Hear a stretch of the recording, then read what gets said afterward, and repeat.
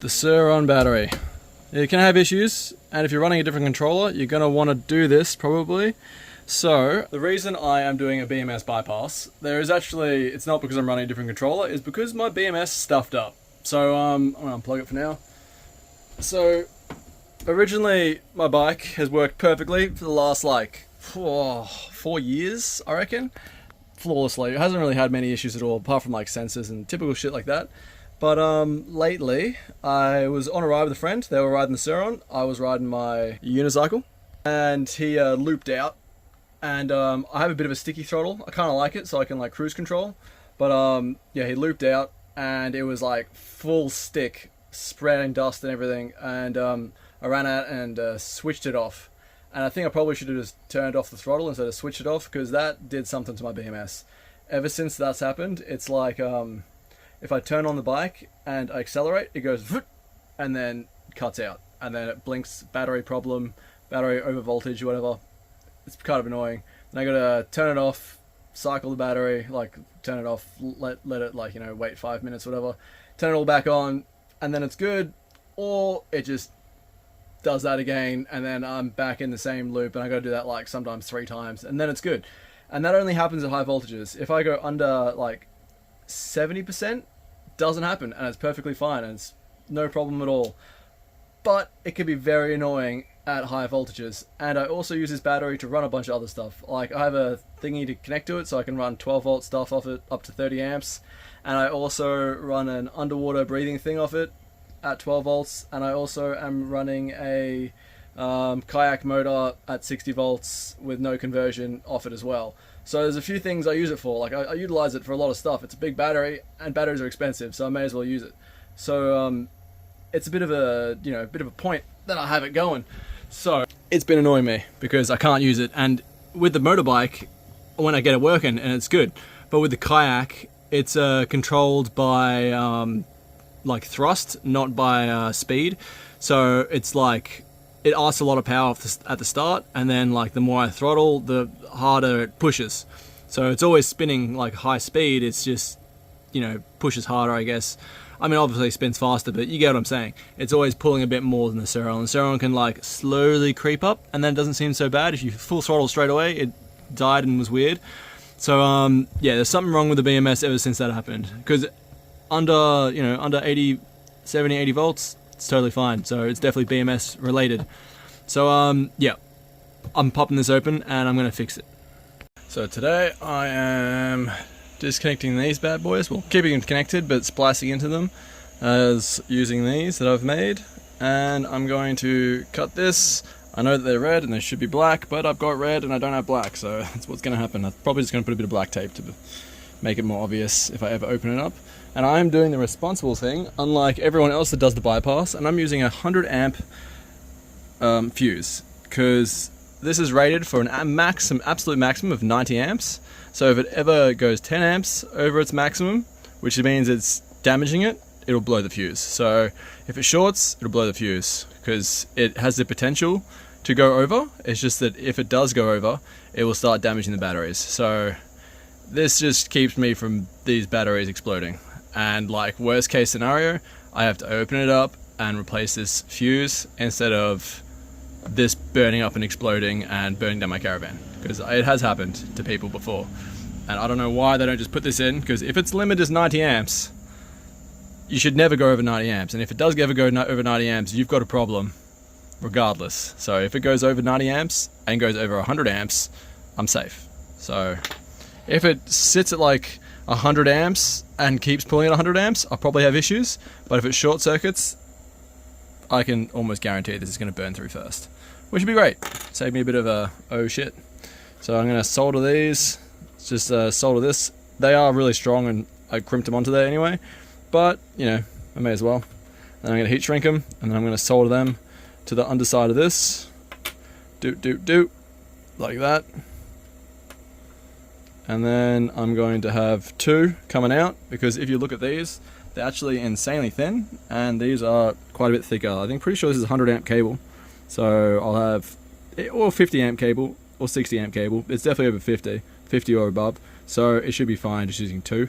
I was thinking of using 3, but that seems a bit overkill, considering 3 of these is quite clearly significantly thicker than just one of these little cables here, which is all it's really competing with. It's almost the same thickness as just one of them, as you can see. So I'm just going to run 2 to it. Just keep it extra safe, so that the weak point is this fellow here. But yeah, that's what I'm doing today. Alright, so this is all popped off. I've exposed all these fellas, and this one I got to cut soon. This is what I made up. So I got these 3, which are going to pop straight on there. Easy done. They stretch a little bit if I need to. And this is the 100 amp fuse. I've just got to put a little bit of heat shrink over this just to protect it. Doesn't really matter because it can't really touch anything from where it is. It'll be sitting about here, but you know, better be safe than sorry, even at least a bit of tape. And then I'm going to grab both of these, so that it's 250 amps, so that should be 100 amp or more. I think that might actually be 60 amp cable. And then I'm just gonna cut that and solder it straight to that and heat shrink that as well. And then I'll be sweet. The only problem is that this is a red cable, not a black. And yeah, then I've got a 100 amp max on a 90 amp max battery. So if it short circuits, that'll blow, and I'll only cause 10 amps worth of damage to the battery. And these cables will probably get pretty warm. Well, I guess these cables, because these are clearly thicker than these ones. So yeah, that should be it. Alright, so did a good solder. To really connect it, I used the pliers. I dosed all 3 sides with solder and filled the whole center of this one. This one does not like to take solder, so it has to get very hot. I had to use the blowtorch, not the actual solder head. And I just used the pliers and clamped all 3 together with as much force as I could, and then blowtorched it until the pliers were like, ew, and it sort of sunk in and let me squish it all together. And now it's pretty good. Oh god, it's still really hot. And I'm just going to cover this mess of solder with this if it's not too stuck. Oh god, this might be a two-handed kind of dealio. Oh yeah, and I recommend if you're soldering anything like this, put a box, because things drop. You don't want things to connect if they're not supposed to. So I'm just going to cover that, finish that, connect these to that, and then I'm done.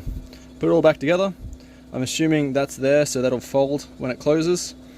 And yeah, just going to silicone this over. I'm going to first test close it.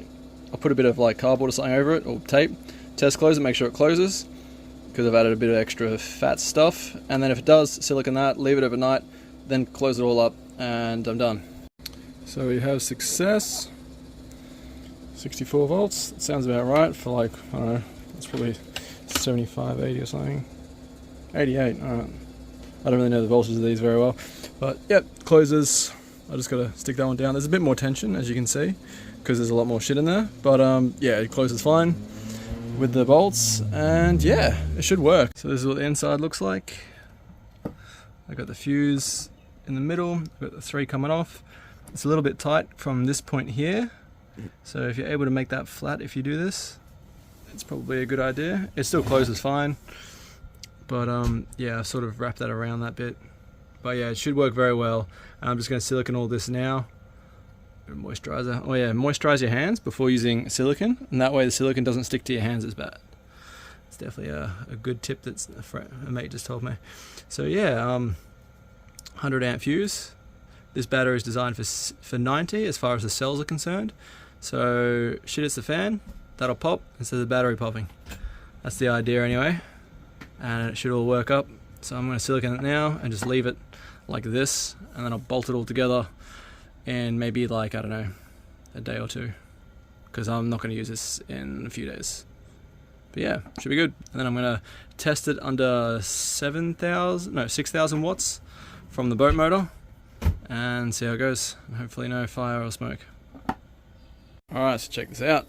Sur Ron battery is connected.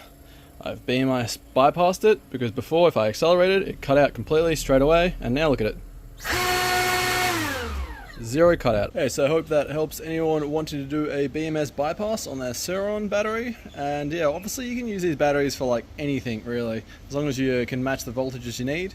So yeah, I think if anyone's doing a BMS bypass, if you're ever bypassing a BMS, use a fuse. Like, even if it's ridiculously high for the battery, like 100 amps. It's a bit high since the battery cells are for 90 amps, but my choices were 100 amps or 70 amps. So I went with 100 amps because I'd rather be able to use its maximum than not even nearly near its maximum. So yeah, that's just me. If you can get a 90 amp fuse, do that, because that's perfect. But if you can't, 100 amps should be the difference between an exploding battery and melting terminals and a fuse just popping. So if you're bypassing a BMS, don't be an idiot, just use a fuse. You don't have to do it the same way I did it, just use a fuse. Something inside that battery box, because if something hits those terminals on the top, it's a pretty watertight battery, but if something hits those terminals on top, you know, a piece of metal falls on it, anything, you could burn down your house. So tiny little fuse. So what, you have to open it up again. It's the difference between opening it up and getting a new house. So I don't know, just some food for thought. I definitely recommend it. And if you like the video, hit that subscribe and like, and I'll put up other videos as things go wrong and I have to fix them. So peace, have a good day.